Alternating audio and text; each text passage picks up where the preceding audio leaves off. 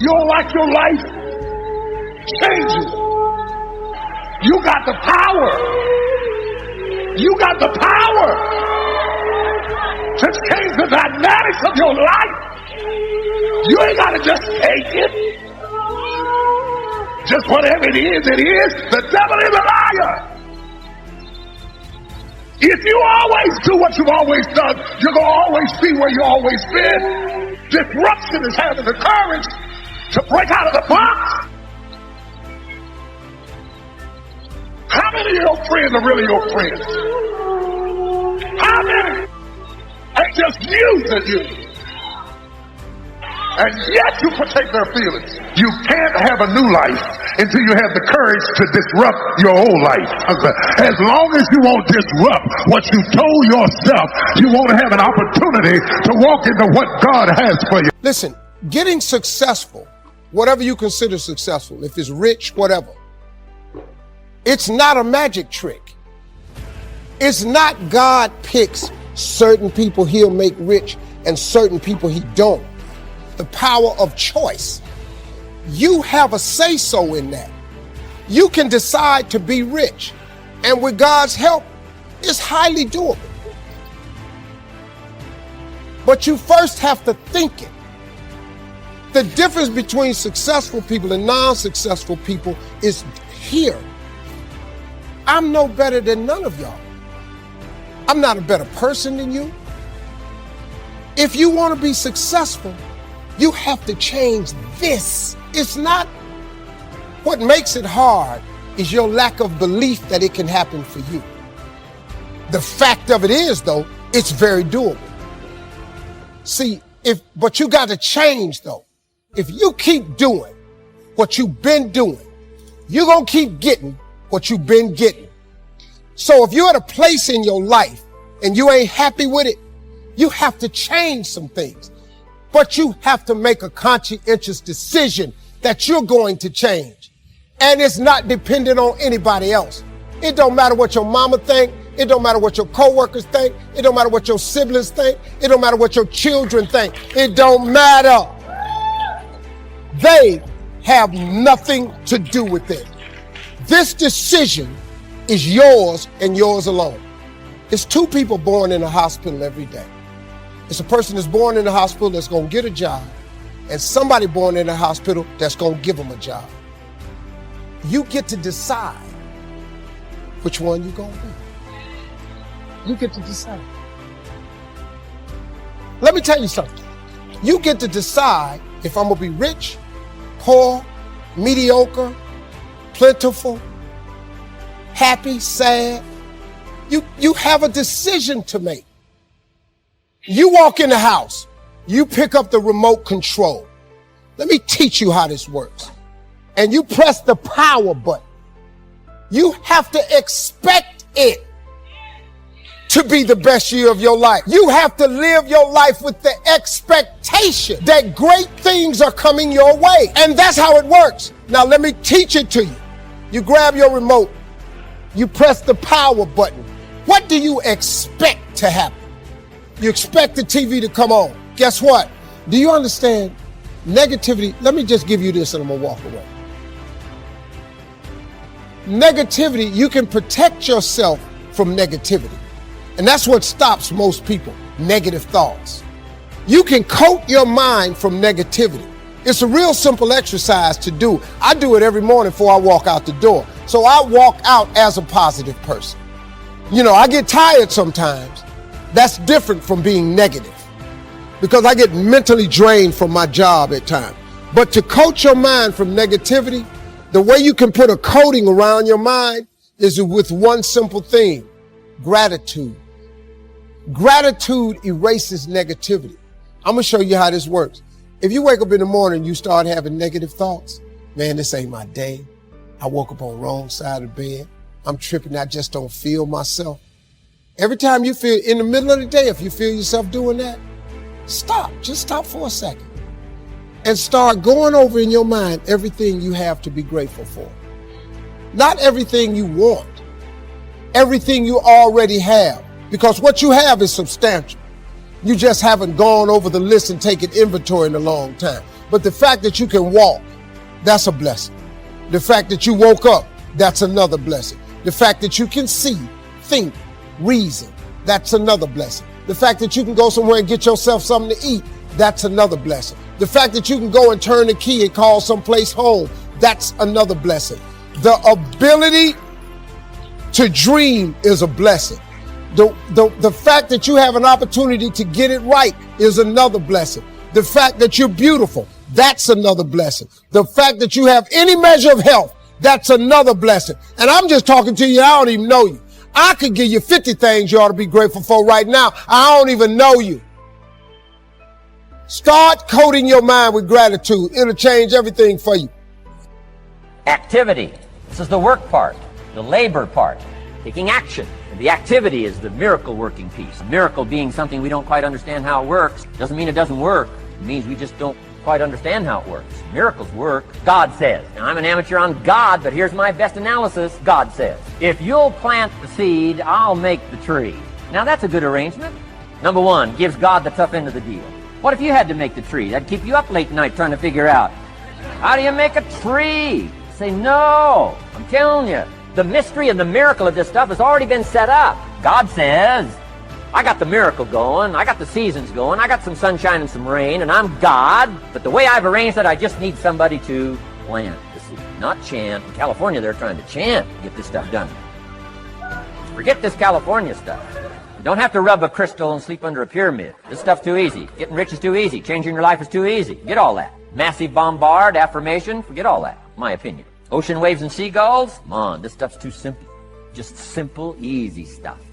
But if you neglect it, that's how it piles up year after year. But if you're willing to straighten it out, here's one of the keys called activity. It's called discipline. Turning wisdom from your philosophy and inspiration, the strengthening of attitude, faith, courage, commitment, and all this stuff that comes from attitude. If you're willing to take these two qualities, philosophy and attitude, and invest it into activity, you can have a miracle. Anything short of that, no miracle. Wisdom doesn't perform a miracle. Attitude doesn't perform a miracle. The only thing that performs a miracle of increase called equity is called putting wisdom and attitude into discipline, labor. This labor now can perform a miracle. And here's the two parts to the labor. One, do what you can. Number two, do the best you can. Can't give you better advice than that. Number one, do what you can. You just got to go home and make a list after today.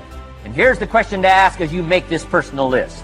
What am I not doing that would be easy to do, that could greatly change my health, my wealth?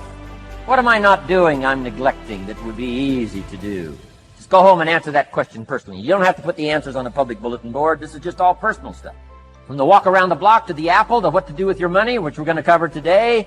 What does a child do with $1? We're going to cover that today. Errors in judgment, disaster. A few simple disciplines, wealth beyond imagination. And if you'll pick up the activity part, the miracle working part, plant the seed part, take care of your part. The soil will take care of its part. The seed will take care of its part. The seasons will take care of their part. The miracle will take care of its part. If you'll take care of your part, called putting it into activity, action. Works miracles. 2,000 years ago, on April 13th, one of Jesus' disciples. Now again, I'm an amateur on the Bible. As best as I can remember it, one of Jesus' disciples said to Jesus, it's time to pay our taxes and we don't have any money. That's how come I know it was about April 13th.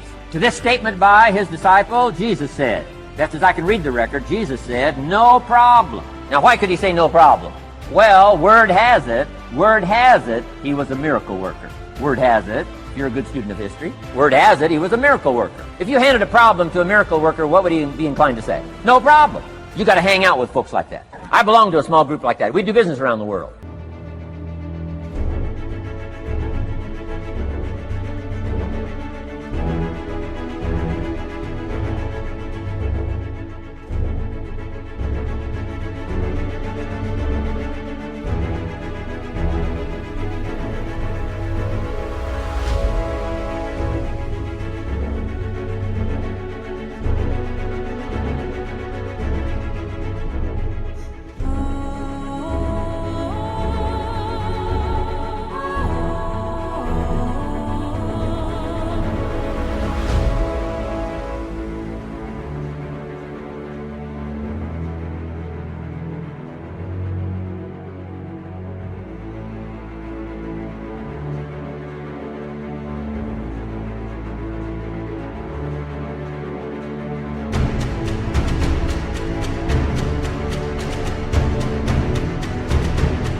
You hand these guys a problem, they say no problem. What? How many books would they read to solve it?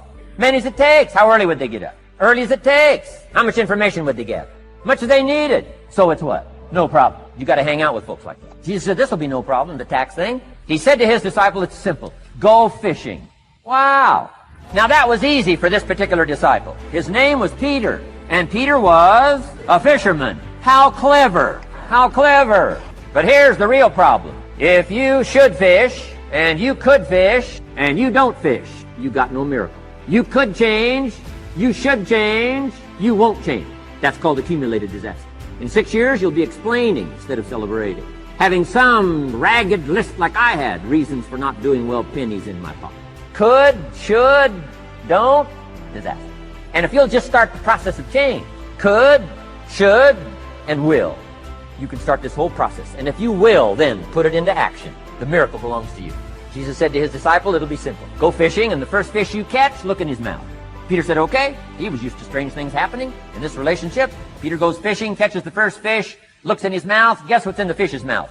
Coin. Peter says, wow, coins. Starts counting the value of these coins. And when he adds it up, guess how much it added up to? Exactly enough money to pay his taxes and Jesus' tax, which gives you Jesus' position on taxes. Now we call that what? A miracle. Only because we don't quite understand how it works. It doesn't mean it doesn't work. It simply means we don't quite understand how it works. But here's how you get a miracle going for your life. Number one, do what you can. Get a list of the stuff you could do and you haven't done, postpone, and start cleaning that up. You can't start at a better place for personal change. That'll affect your bank account, affect your future, affect your income, affect everything. You can't start a better life change process than cleaning up what you should be doing. The man says, well, my mother lives down in Florida. Should have written her 6 months ago. I just can't seem to get that letter written. I'm asking you to get that letter written, clean that up. Don't walk like other people walk. Don't postpone like other people postpone. You say, well, is it as simple as writing a letter? And the answer is yes. Where else would you start for life change, personal change? You don't need a pink package to fall out of the sky. You don't need massive bombard pre-conscious, subconscious. Practice channeling, find a 2,000-year-old guru. I mean, you don't need any of that stuff. Pass on all that. Kids are afraid of that stuff. Too much of it. You'll be out on a limb with Shirley. I mean, don't pass on all that stuff. This stuff's too easy. This stuff's too simple. It's called take action, number one, on neglect, on errors, in discipline. Number two, start setting up some disciplines. And if you'll do that, you'll perform a miracle. Now here.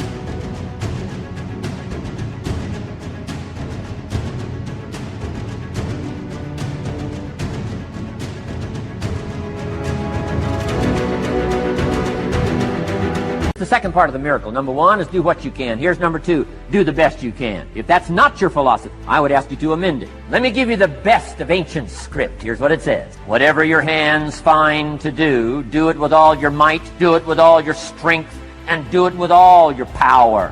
What a good philosophy. That kind of philosophy will revolutionize your life if you haven't picked it up lately. Guy slips in late, company doesn't seem to mind, slips out early, first one in the parking lot, heading for happy hour. Stretches his break, comes early for lunch, late back from lunch, company doesn't seem to notice. Guy says, best as I can calculate, I'm putting in about a half a day's work and I'm collecting a full day's pay. And the guy says, I got it made.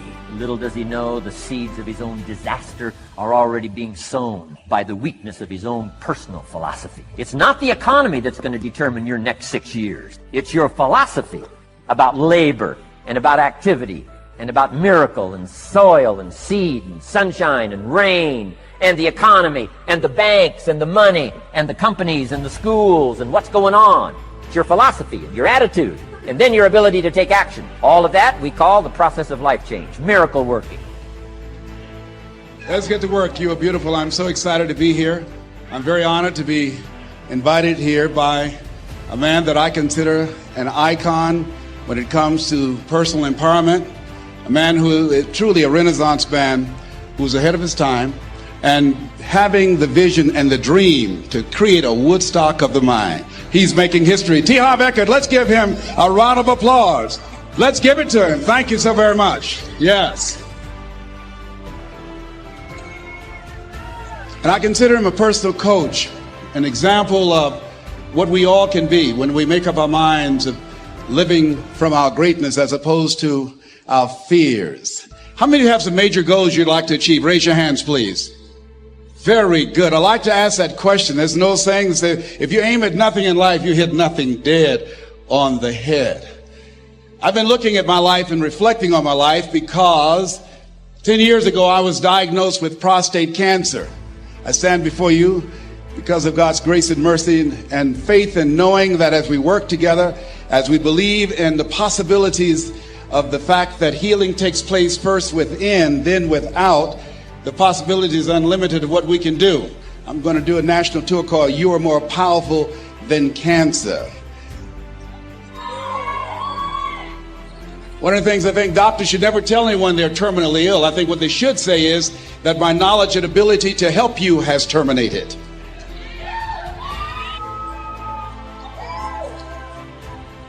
My PSA 10 years ago was 110. As I stand before you, it's 270. 1 to 4 men, you know, that's normal. And PSA stands for prostate-specific antigen, but to me, PSA stands for positively staying alive. I was reflecting on my life during the time when I received 238 radiation seed implants. And as I looked at my life, I asked myself a question. And I want to ask you a question. How many of you know if you had your life to live over again, you could have done more than what you've done thus far? Raise your hands, please. Now, that proves the point of what we do, what we accomplish, what we produce in life is only a tip of the iceberg of what's possible for us. I want you to think about some major goal that gives your life a sense of meaning right now.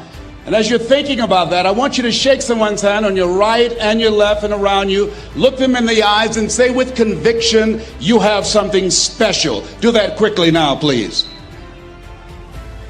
Tell them you have something special. Yes. So now, I want you to join me right now. I want you to think about some major goal that you'd like to achieve. Something that gives your life a sense of meaning. Something that will give your life a sense of purpose and direction. You know, I'm always looking for new ways to explain the power of the 5-second rule and the power of 5-second decisions. And I read something that Tim Ferriss said that really resonated with me. And he had this one line buried in a podcast somewhere that just jumped out, and it's stuck. And what he said is, he said something about how there's a gap between the world and the things that trigger you and your response. You can increase your productivity and move closer towards your goals just by managing what you are doing and when you are doing it. So why then do people choose to kill time? This is quite literally letting time pass you by instead of taking advantage of it. Killing time is a vicious cycle. What starts as a short break, browsing online, can turn into hours wasted. It feeds your lack of action and interrupts your workflow. When you find yourself in one of these situations, scrolling the internet aimlessly, stop for a second and think about what you aren't accomplishing. The more you procrastinate, the longer it will take for your task to really get done. Sometimes a task seems so daunting, you don't want to get started. You come up with a random thing or things to do, wasting your time instead of knocking this one task out. I've been there too.